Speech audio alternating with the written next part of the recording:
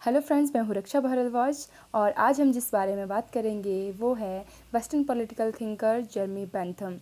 Jeremy Bentham के बारे में हम एक शॉर्ट नोट पढ़ेंगे। जेरेमी बेंथम, जिनका जन्म इंग्लैंड में लंदन में 1748 में हुआ। उनके पिता जो एक वकील थे और वह भी एक लॉ स्टूडेंट थे, लेकिन उनका जो रुझान था वो फ़िलासफ़ी ऑफ लॉ में था। उन्होंने कभी भी लॉ को एज अ प्रैक्टिस कभी भी नहीं लिया, यानी प्रैक्टिस में लॉ को उन्होंने कभी भी नहीं लिया, क्योंकि उनका रुझान था फ़िलासफ़ी ऑफ लॉ में। और जिस टाइम पीरियड से वो बिलोंग करते हैं वह यूरोप में, इंग्लैंड में पुनर्जागरण का काल था। हर तरफ रिफॉर्म्स हो रहे थे, सोशल रिफॉर्म्स हो रहे थे, पॉलिटिकल रिफॉर्म्स हो रहे थे, कल्चरल रिफॉर्म्स हो रहे थे, और उनका मानना था, और वो बहुत ज़्यादा प्रभावित थे इन रिफॉर्म्स से। उनका क्या मानना था कि जो पॉलिटिक्स है और एथिक्स है उसका जो आधार है, उसका जो बेस है, उसका आधार भी साइंटिफिक होना चाहिए, यानी उसको भी साइंटिफिक तरह से स्टडी किया जाना चाहिए। वह बहुत ज़्यादा प्रभावित थे इस पुनर्जागरण से, इसीलिए उनका मानना था कि वह, उनकी यह इच्छा थी कि वह अपना योगदान दे इन रिफॉर्म्स में। इसीलिए उन्होंने अपने फ़िलासफ़ी के द्वारा, अपने दर्शन के द्वारा योगदान देना चाहा इन रिफॉर्म्स में, सोशल रिफॉर्म्स में। उनकी जो मुख्य थ्योरी है, जो उनका बेसिक कंसेप्शन है कि प्रकृति ने मनुष्य को 2 सवर्ण मास्टर के अंडर रखा है। वो सवर्ण मास्टर क्या है? वो 2 सवर्ण मास्टर, वो है पेन और प्लेज़र, प्लेज़र और पेन। यानी जो बेंथम की पूरी थ्योरी है, जो बेंथम की पूरी फिलॉसफी है, वो इन 2 तथ्य पर ही आधारित है, जिसे कि उनकी प्लेज़र एंड पेन थ्योरी भी कहा जाता है। क्या है यह प्लेज़र एंड पेन थ्योरी? हम समझने की कोशिश करते हैं कि बेंथम क्या कहते हैं कि जो मनुष्य है वो कैसा है, मनुष्य का बिहेवियर कैसा होता है। मनुष्य अधिक से अधिक सुख प्राप्त करना चाहता है और दुखों से दूर रहना चाहता है, और मनुष्य वही कार्य करता है जिससे उसको सुख प्राप्त हो और दुख से वह दूर रह सके। तो वो यही उनका मानना था कि जो मनुष्य है वो अधिक से अधिक सुख प्राप्त करना चाहता है, और सुख प्राप्त करने के लिए वो वही कार्य करता है जिससे उसको सुख प्राप्त हो और दुख से वह दूर रह सके। तो यही थी उनकी प्लेज़र एंड पेन थ्योरी।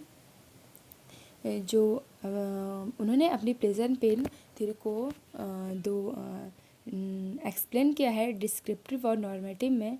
उनका क्या मानना है? डिस्क्रिप्टिव थ्योरी में क्या आएगा कि explain the people actually behave. इसमें क्या आएगा डिस्क्रिप्टिव में कि यह क्या करता है, यह एक्सप्लेन करता है कि हाउ पीपल एक्चुअली बिहेव, लोगों का बिहेव कैसा होता है, वास्तव में लोग बिहेव कैसा करते हैं। ये होता है डिस्क्रिप्टिव एनालिसिस, और इस डिस्क्रिप्टिव एनालिसिस को साइकोलॉजिकल हेडोनिज्म कहा जाता है। इसमें यह एक्सप्लेन किया जाता है कि जो लोग हैं वो वास्तव में कैसा बिहेव करते हैं। और जो नॉर्मेटिव एनालिसिस है उसमें उसमें क्या कहते हैं ये Bentham, explain how people should behave. यानी इसमें जो नॉर्मेटिव एनालिसिस है इसमें ये एक्सप्लेन करते हैं कि वास्तव में जो मनुष्य है उसको कैसा बिहेव करना चाहिए, और इसको क्या कहा जाता है? Ethical hedonism. इस तरह से जो बेंथम है उन्होंने अपनी प्लेजर और पेन थ्योरी को डिस्क्रिप्टिव और नॉर्मेटिव एनालिसिस में बांटा है। डिस्क्रिप्टिव मतलब explain how people actually behave, यानी लोग कैसा बिहेव करते हैं, और नॉर्मेटिव मतलब एक्सप्लेन हाउ पीपल शुड, और नॉर्मेटिव मतलब कि लोगों को कैसा बिहेव करना चाहिए। यही थी उनकी प्लेजर पेन की थ्योरी के नॉर्मेटिव, डिस्क्रिप्टिव और नॉर्मेटिव एनालिसिस। अब प्रिंसिपल ऑफ यूटिलिटी और यूटिलिटेरिज्म यानी उपयोगितावाद, जो उनका मुख्य सिद्धांत है उपयोगितावाद का, वह क्या है? जो उपयोगितावाद का जो विचार है उसका उदय यूरोप में हुआ, लेकिन जो उसमें प्रमुख विचारक हैं वो मुख्यतः इंग्लैंड से बिलोंग करते हैं, और इंग्लैंड के ही विद्वान उसमें मुख्यतः पाए जाते हैं। जो डेविड ह्यूम है, डेविड ह्यूम का जो विचार था कि राज्य का आधार उनकी उपयोगिता है। ओके, यह नागरिकों के जीवन और संपत्ति को सुरक्षा प्रदान करता है जिससे नागरिकों को सुख की अनुभूति हो सके। ठीक है, यानी डेविड ह्यूम क्या कहते हैं? डेविड ह्यूम कहते हैं चूँकि राज्य है, राज्य का आधार नैतिकता नहीं है। ठीक है, ना ही राज्य का आधार नैतिकता है, ना ही राज्य का आधार धर्म है। राज्य का आधार क्या है? आधार क्या है? उपयोगिता है। यानी यह लोगों को कैसे सुख पहुंचाता है, लोगों को कैसे यह सुविधा पहुंचा सकता है। और लोग, उनका राज्य का कार्य क्या है? राज्य का कार्य है लोगों की संपत्ति और जीवन की रक्षा करना। तो राज्य का जो आधार है वो उसकी उपयोगिता है, ना कि नैतिकता और धर्म। ठीक है, तो यही डेविड ह्यूम ने कहा है। तो ह्यूम का कहना था, उनकी एक कोट है, संपूर्ण नैतिकता सुख और दुख पर आधारित है। यानी जो संपूर्ण नैतिकता है वह संपूर्ण सुख और दुख पर आधारित है, जो लाभ अथवा हानि की उम्मीद से उत्पन्न होती है। ठीक है, जो ह्यूम के बाद प्रिस्टले, हुचिसन, पेले, हेलीबिटियस और बकेरिया आदि अनेक ऐसे उपयोगितावादों का, जिन्होंने मतलब उपयोगितावादी जो समर्थक हैं, जिन्होंने उपयोगितावाद का समर्थन किया है, इन सब के बाद कौन आते हैं? जेम्स मिल ने उपयोगितावाद को प्रतिपादित किया है।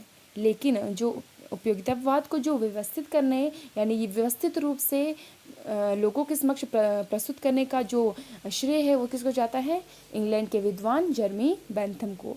उन्होंने व्यवस्थित रूप से उपयोगितावाद का पक्ष रखा लोगों के समक्ष। अब जो उपयोगितावाद है उसकी व्याख्या करना आसान नहीं है, क्योंकि इसको एक विचारधारा के रूप में नहीं लिया जा सकता। यह एक आंदोलन है, आंदोलन के रूप में लेना पड़ेगा हमको इसको, क्योंकि जो 1688 में रेवोल्यूशन हुई थी इंग्लैंड में, जिसे कि ग्लोरियस रेवोल्यूशन भी कहा जाता है, इसको सही सिद्ध करना, इसको ये किस पर निर्भर करता है? इन उपयोगितावादों पर ये निर्भर करता है। यानी ये उपयोगितावादों को जो विचारक थे, इनको यह सिद्ध करना था, उनको वह जो ग्लोरियस रेवोल्यूशन हुई तो उनको यह उसको सही साबित करना था। तो इसको एक विचारधारा के रूप में नहीं लिया जा सकता, इसको हमें एक आंदोलन के रूप में लेना पड़ेगा।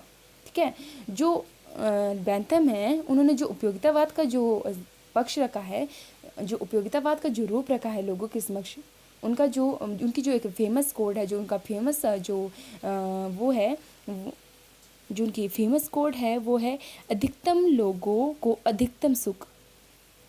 राज्य तभी उपयोगी माना जाएगा जब वो कार्य करे जिससे अधिकतम लोगों को अधिकतम सुख प्राप्त हो।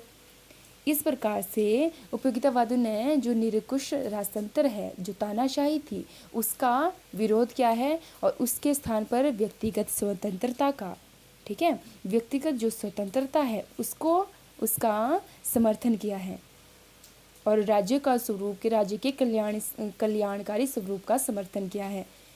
इसीलिए जो उनकी जो फेमस जो विचारधारा, जो अधिकतम लोगों को अधिकतम सुख, यानी राज्य का जो उनका जो उपयोगितावाद का जो सिद्धांत था कि राज्य का कार्य क्या है, राज्य तभी उपयोगी है जब वह अधिकतम लोगों को अधिकतम सुख प्राप्त करे।